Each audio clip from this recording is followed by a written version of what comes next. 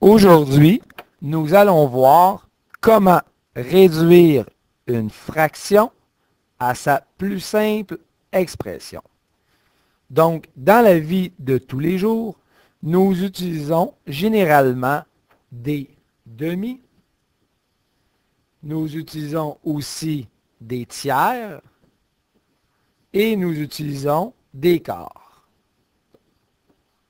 Nous retrouvons souvent ces fractions-là lorsque nous voulons faire une recette ou lorsque nous faisons de la construction où nous devons prendre le temps de mesurer des planches ou prendre des mesures quelconques. Par contre, dans la vie nous pouvons aussi retrouver des fractions qui ressemblent à ceci. Nous pouvons retrouver 8 douzièmes.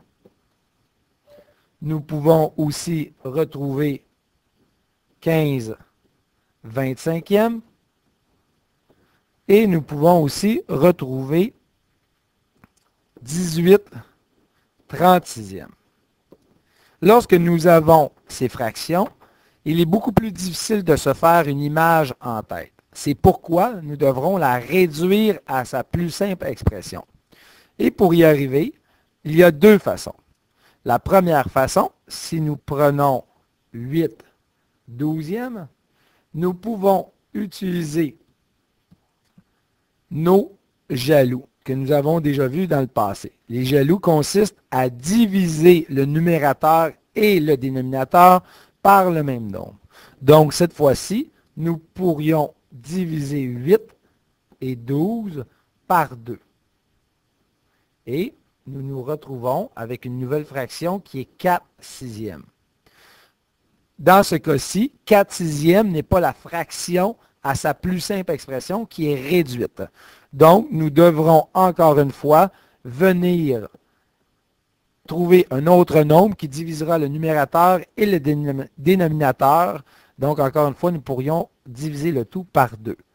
Donc, on se retrouverait avec une fraction qui serait 2 tiers. La deuxième méthode que nous pouvons utiliser est le PGCD. Donc, si nous prenons 15 25e, si nous voulons utiliser le PGCD,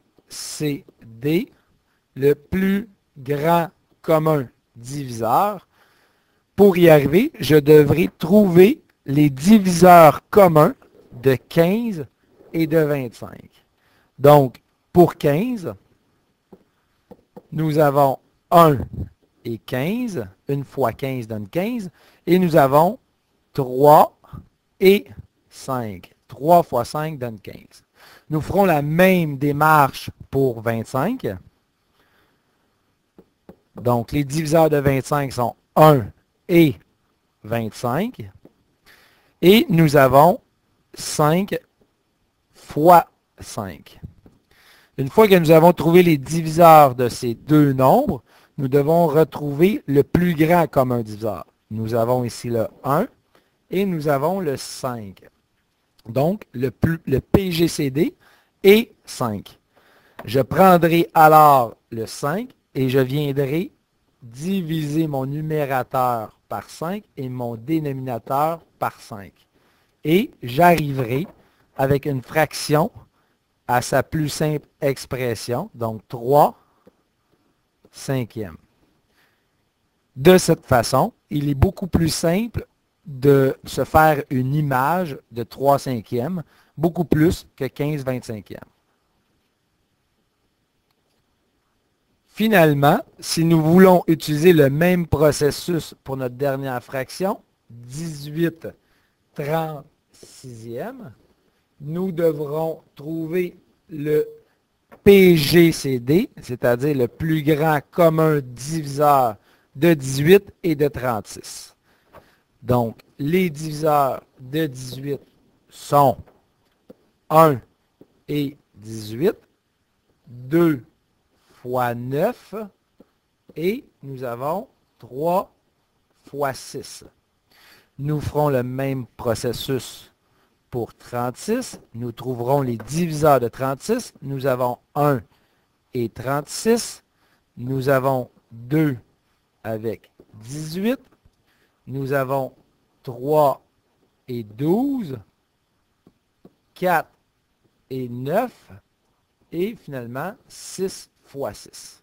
C'est à ce moment que nous trouverons le plus grand commun diviseur. Nous avons 1, 2, 3, 6, 9 et 18.